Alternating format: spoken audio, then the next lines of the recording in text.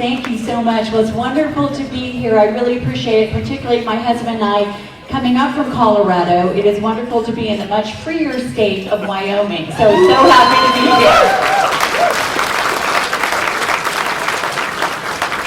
here. Well, that really is one of the fundamental questions of our day now, isn't it? Whose children are they? I think most of us here know that. But the reason why we made this documentary, and I have to give a huge shout out to my husband Jonathan, not only was he the director of the movie, he's a former producer at Walt Disney Studios. And we decided it's time to make movies that draw attention to the real issues in our day. And this is one of them. We made this movie because we saw firsthand as parents, as people involved in our neighborhoods, involved in our schools, that this was the fundamental question of our day. We made it in 2019 through 2021 before the awakening of so many parents during COVID. And what we realized is we had a hard time waking them up, helping them understand that the very building block of Western civilization, the family, was under attack. You see, we saw that we were at a crossroads. Whose children are they? You're going to hear a theme tonight from Obi and myself because obviously he lived it, but I've been in the Soviet Union and in East Germany. And what I realized was our country has been creeping towards the Marxist idea. What is that? The Marxist idea is that it is the government and the state's right to educate and upbring the children, versus what we know to be true. America is found in the Judeo-Christian idea that the family is a building block of the entire civilization. And how many of us know here that God gave us our children, but it is our right and responsibility to raise our own children. They do not belong to the government.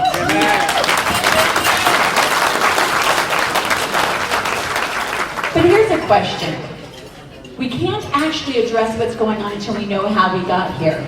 And I want to let you know, while Wyoming certainly puts Colorado to shame, the minute we think this isn't happening in our own school district is the minute that we let down our guard. We have to be vigilant. So how did we get here? You see, the founding fathers understood that education, a well-educated citizenry, was the key to a free society. There was a golden triangle, teachers and parents working together for the good of students. And when we had that golden triangle, America led the way in education, led the way in prosperity, led the way in freedom. But what happened? How did we get here? I'm going to give you a really brief little history moment. Right after the Civil War, there's a group of people that looked at what happened, the devastation that occurred, and they came to the wrong conclusion. They thought that the American experiment had failed. They thought that you and I could not be trusted with our own governance. They thought that they needed to change education because education should no longer be how to think, it should be what to think. And they turned to the Frankfurt School in Germany where Marxism was being taught. And guess who followed that? Someone named John Dewey, the father of modern education. Now, you may not have heard of him, but he changed everything. And by the way, in the late 1800s, guess what he was a fan of? Marxism and Soviet-style schools. He became the lifetime president of the teachers' unions. And what else did he do? He started teachers' colleges everywhere. Now, I want teachers to raise their hands who are here because we are pro-teacher and pro-parent and pro-student. If you're a teacher, raise your hand. Okay, we love you, and you are in a tough situation. But the father of modern education, I want to give you a little story. Many of you may have read George Orwell's 1984. So I had the opportunity, when the wall was still up in East Germany, to travel and study in Salzburg, Austria. I am going to ask if everyone can just I'm going to use my mom voice. Turn to the person next to you and say, shh. Turn to the person next to you so they don't feel left out and say, shh. Awesome, awesome.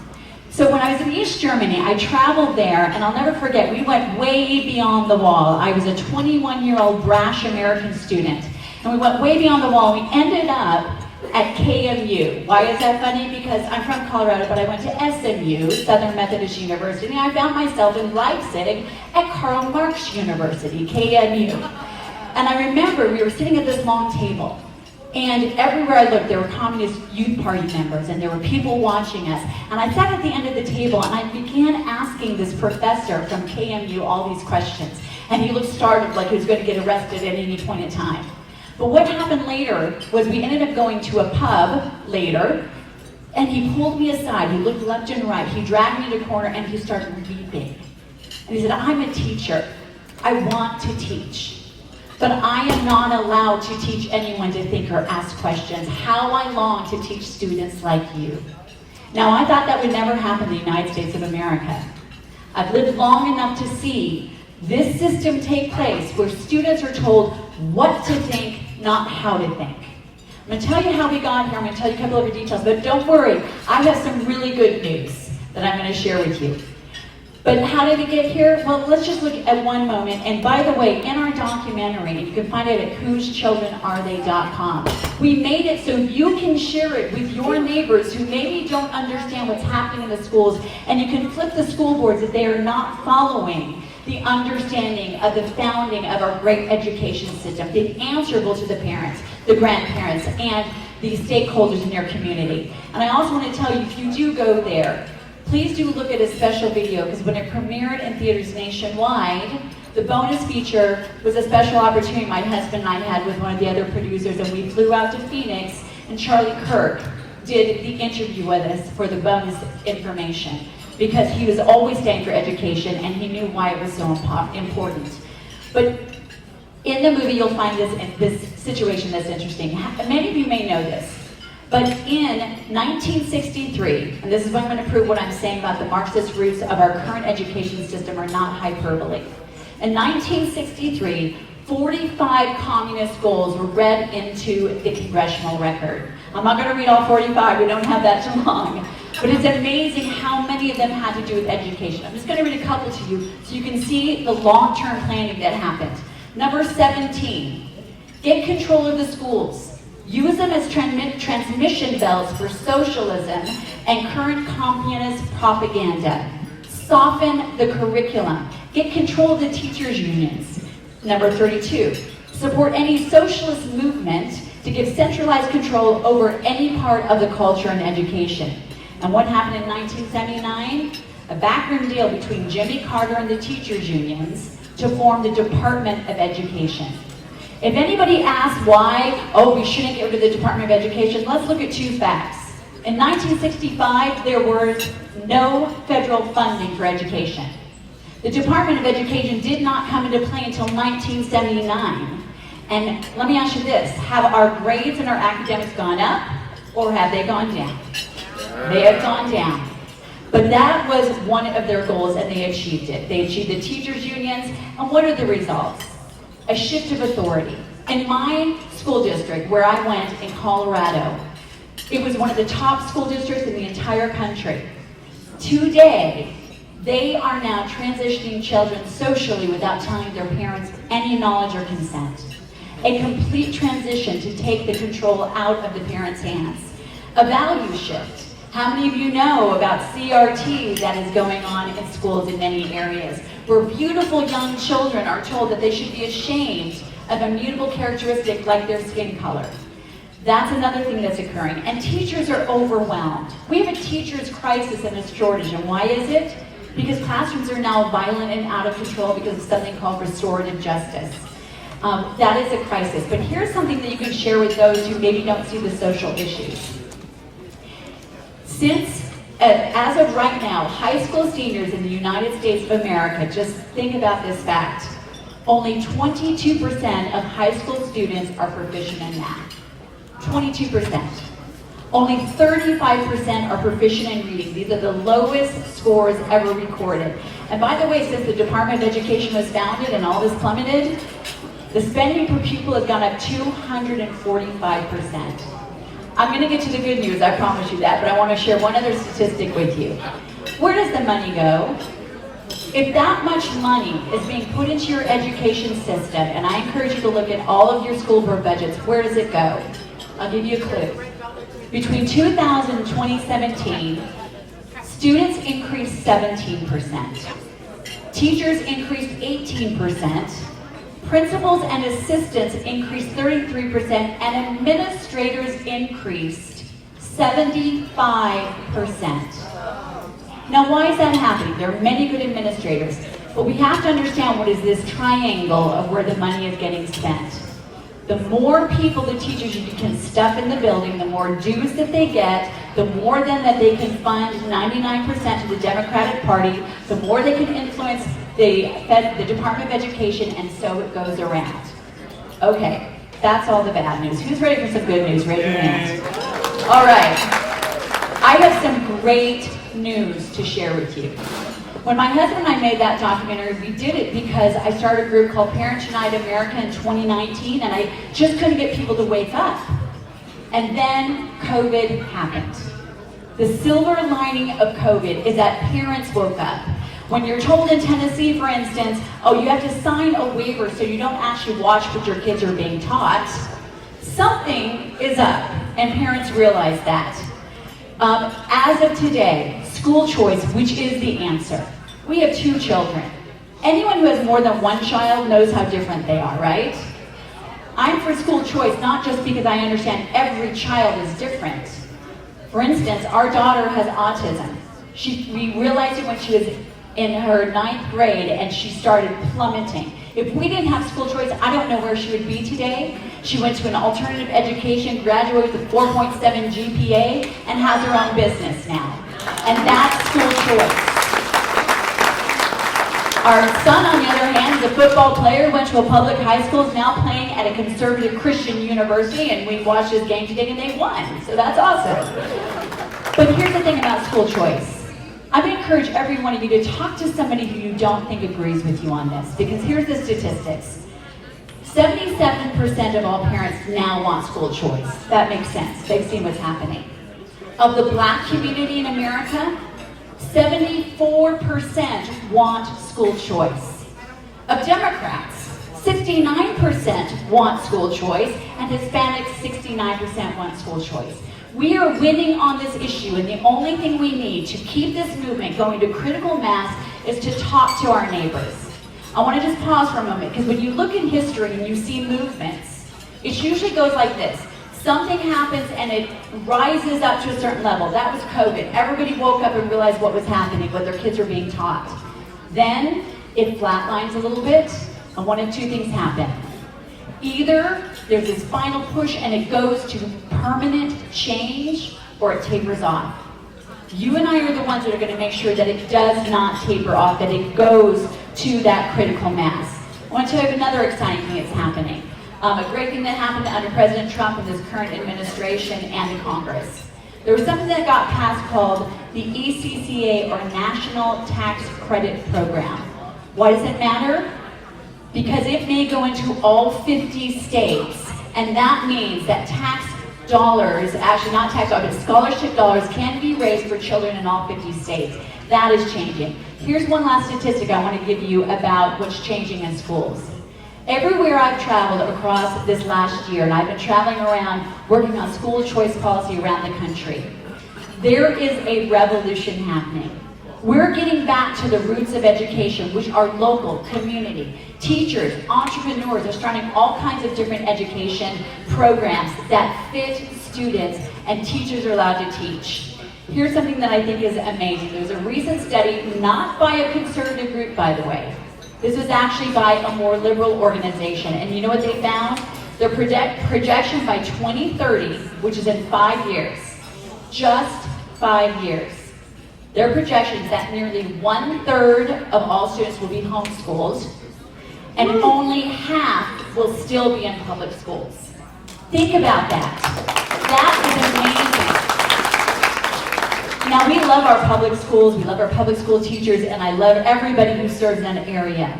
But it's time we get back to competition. You know what's amazing about school choice?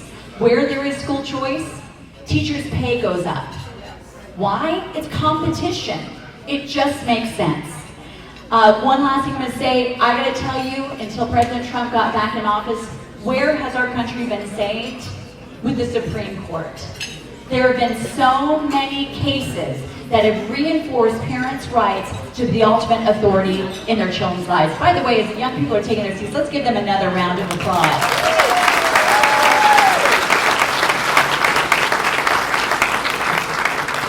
I'm going to talk about them in just a moment, about why I'm so excited about this generation. There's one Supreme Court case that I want to share with you. I've had the privilege with Alliance Defending Freedom to lead some of the rallies in front of the Supreme Court steps. If you're not familiar with it, there's a case called Skermeti. And what it did, and also Mahmoud versus Taylor, what it did was it said that parents have the right to opt their children out of anything that does not jive with their values. And in this case, it was particularly LGBTQIA plus books. That's in the Supreme Court. There are 3 more cases that you need to be praying for that go the right direction. But why did that happen? Why have these cases made it all the way to Supreme Court? I know some of those moms that have taken them there. One of them was a Moms for Liberty mom who was with the Mahmoud versus Taylor case. Why? Because they have courage. I think the number one most important thing we all need today is courage. That is it. And when we do, we're going to answer what I think is an even more important question. Not just whose children are they. By the way, whose children are they? Ours. Okay, you passed that test. Here's the next one. Whose country is it? Ours. It is. There's a phrase that says, the future belongs to those who believe in the beauty of their dreams. I want to switch here because this is ultimately what we're doing now for the next generation, is saving this country. I want to talk one moment about what the beauty of America actually is. I've been traveled around, as I said, and what I've come to realize is this. America is not a landmass, although it's a landmass. It's not just the people that we know. America is a once in all of human history idea. Think about how revolutionary it was. The history of mankind has been monarchs and serfs, slave owners and slaves. But 250 years ago, a group of people dared to say every single person is created with intrinsic value, therefore individual liberty, and the government has only one job: to protect the rights and the safety of its citizens. That's it. That is what America is, and that is what we are fighting for. America is a beautiful idea compared to the nightmare of socialism. Opie's going to share a little bit more about that, but I want to share a quick story of when it came home to me. I told you that I went to the East Germany. I want to share one other story with you. When I was traveling with Youth for Christ International, I was traveling because I was second runner-up to Miss America, which is just a nice way of saying I was the bronze medalist. But I traveled with Youth for Christ International, and we were heading to the Soviet Union. And when we got there, the day we landed, the coup happened. For 9 days, we didn't know what was going on. We worked our way into Moscow, and by the time we got there, we were supposed to have a concert in Red Square, and I just got to share this story because God is amazing. The day we arrived in Moscow, the coup fell, and instead of having our concert in Red Square, we had it in the Kremlin on the stage of the Supreme Soviet. My most treasured photos, right, let's give God a huge applause for that, by the way. One of my most treasured photos was watching Soviet soldiers carry Bibles into the Kremlin. But what was the thing that I noticed when I first came there? You see, I grew up on Lowry Air Force Base, what I would call the lap of liberty. My father was a retired lieutenant colonel in the Air Force. And I'll show you how shielded I was. When I got my driver's license at 16, I drove onto the base where I knew everybody would stand and protect me, and there was an officer sticker on the car. So those pure airmen, when I drove on, had to salute me. And I thought, this is America. You get saluted when you get your driver's license. I thought, this is amazing. But I went from that, like too many of our neighbors, taking it for granted. And it was not until I stepped into the Soviet Union, and what did I see? I saw the palpable absence of freedom. Freedom, you can feel it. And you know when it's gone. And you know when it's slipping away. And we're at that point. We have a window to save this amazing country, and I believe we can. I believe there's some incredible things that are happening. So we need clarity and we need courage. I'm going to get to courage here at the end, but that's clarity. What are we fighting for? The beautiful idea that is America. Clarity. Who are we fighting? I got to tell you, we live in a very confused, schizophrenic state of Colorado. We've got 50% unaffiliated voters, but I'm actually hopeful. Because you see, you give progressive policies long enough and they become regressive. They don't work anymore. And what we need to do, because I'm here and I bet you're interested in the same thing, we need to grow this movement of freedom until it is irreversible. We have a window under this administration. We have a window when our neighbors are waking up. But it's up to us to persuade our neighbors. And I love that it is the Reagan dinner. Because how many of you know Reagan's 80% law? Someone who agrees with me 80% of the time is my 80% friend, not my 20% enemy. Our neighbors agree with us 80% of the time if we can remember to communicate to them this beautiful idea that is America. I want to share another story that reminds me of his big tent, because it was Ronald Reagan who came up with the idea of the big tent. Now when I shared the story, let's be very clear. The tent poles are firmly in the Constitution. We don't move our tent away from the Constitution. The best document ever created. Daniel Webster said, in all of human history, this miracle of our Constitution has happened once. It is ours to protect. But how about we open up that flap and invite people to join us, persuade them to join us? I'll give you an example of what I consider to be the big tent. My husband Jonathan and I were in Hollywood. I call it my temporary insanity period, and I'm now in my right mind. There's a gentleman named Gary Sinise. How many of you know Lieutenant Dan? Good friend of ours, a great man, great American. He started an underground conservative organization called FOA, Friends of Abe, for Abraham Lincoln. In Hollywood, we pretty much figured if somebody overheard you, they'd think you were talking about Abe Leibowitz, who was one of the top agents. You're just a friend of Abe. But when we walked in that room the very first time, who was standing there? It was about 10 of us. We walked in that door. How many of you know Andrew Breitbart? If you know Andrew Breitbart, he was one of the greatest thinkers of our time. He was standing there, but Andrew was an agnostic. He was standing next to Pat Boone, who's known for being one of the most squeaky clean Christian actors who drank milk all the time.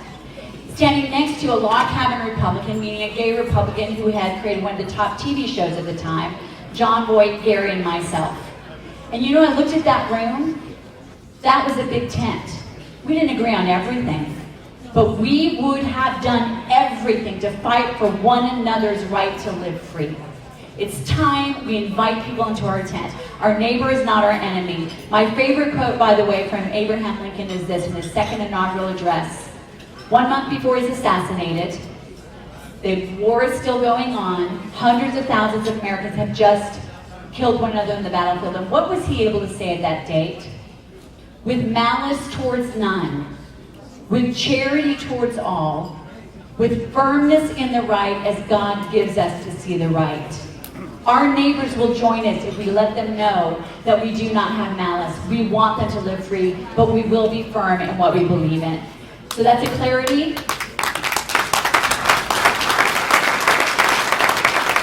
Clarity of what we're fighting for, the beautiful idea of America. Who are we fighting? Not our enemy. I've been down to the border, I've seen who's coming across. I've been to the Soviet Union, I've seen what communism looks like. We know those who are trying to warp our children. That's what we're fighting against. But the last thing that we need to be clear about is, why are we fighting? What is our big why? How many of you sometimes just get a little tired and worn out? Well, I guess I'm the only one, so you all rock. But if you do, stop and think about why you're fighting. What is that big why? That big why that is so big you cannot even imagine what it would look like if it did not stand strong. Well, my big why, you heard it already said this earlier in the program, comes from Ronald Reagan. I'm a mom first and foremost, and that is my God-given privilege. But what did Ronald Reagan say? And this is the charge to each one of us. You and I have a rendezvous with destiny. We will preserve for our children this, the last best hope of man on earth. Or, for me, the or is the unthinkable choice that I cannot see have happen. or we will sentence them to take the final step into 1,000 years of darkness. Nobody's going to tell you about what that darkness looks like. I think we know what it is, and we have to be committed to make sure that that never happens. That's my big why. You know, when we have the clarity of what we're fighting for, who we're fighting, and why we're fighting, then we'll have courage. So courage is contagious. I want to close by sharing a few stories of courage. And you've heard people talk about Charlie Kirk. Charlie Kirk had courage. In fact, what did he want to be known for? Courage in his faith. And he had that courage. And we can be inspired by that. He spoke the truth in love without fear, courageously. And the young people here tonight, I want to tell you, I have so much courage when I see them. And here's why. I want to share some really exciting things about what God is doing in our country. How many of you know sometimes it just takes a spark? That's it. That's what it took for our revolution when we founded this country. Well, we were right at the precipices, across college campuses, across this entire nation. You know, when the TV cameras were only showing the anti-Semitic Hamas protests, you know what was going on in other areas? Revivals. Those were going on in our college campuses. Gen Z, I have to admit, I'm a proud mom of 2 Gen Zers, so I'm a little biased. Let me tell you something about Gen Z. Studies show the most conservative generation to come along in quite a while. The one that is seeking faith more than previous generations. And before September 10th, there were 900 TPUSA college chapters, 1,200 high school chapters. Since the horrible day of September 10th, there have been over 120,000 new applications for TPUSA chapters across this country. That is a spark.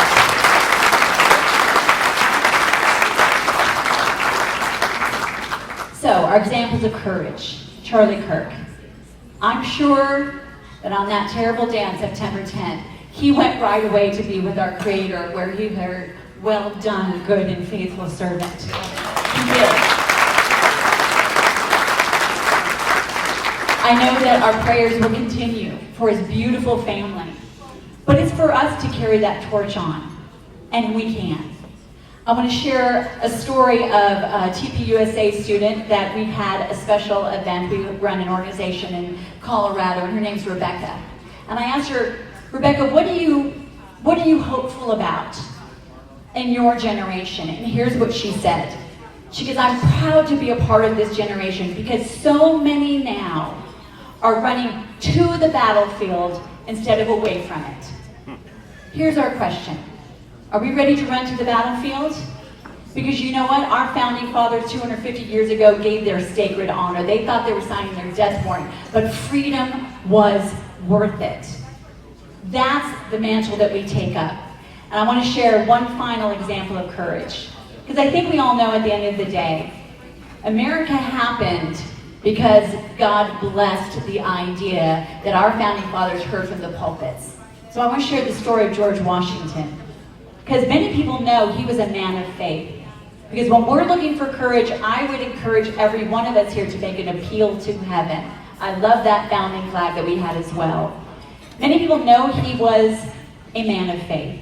There's that famous painting of him at Valley Forge, on his knee, next to his horse, his hat sitting next to him. But how do we know that that happened? Well, something pretty amazing. There was someone named Isaac Potts. He was a Quaker. He was not a revolutionary. He did not want the war. He allowed his land to be taken, but he was against the war. And here's his recount of hearing George Washington pray. "In that woods I heard a plaintive sound as of a man of prayer.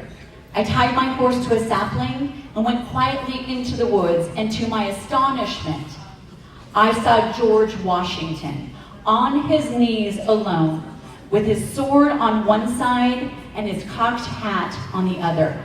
He was at prayer at the God of the armies, beseeching to interpose with divine aid as this was a crisis." How many know we're at a crisis point? And it says, and the cause of the country he was praying for, the cause of the country, of humanity, and of the world. Such a prayer, Isaac Potts said, I had never heard from the lips of man. I left him alone praying. What was the impact of that prayer in Isaac Potts? He not only became an ardent supporter of freedom, he went on to serve as a senator in the newly founded United States of America. Our faith, our moral courage. Ronald Reagan talks about how there are no arsenals or weapons in the arsenals of the world as strong as the will and moral courage of a free man and women. That's what we owe the next generation. In some ways, they're already leading the way. Gen Z is leading the way, even though they came out of this education system that we showed. We can be the ones to come alongside them, because our moral courage will be contagious to others. So when we know what we are fighting for, we know who we are fighting and why we are fighting, then we have the courage that it takes to stand. I do believe that we will turn this country around. We will take advantage of this window.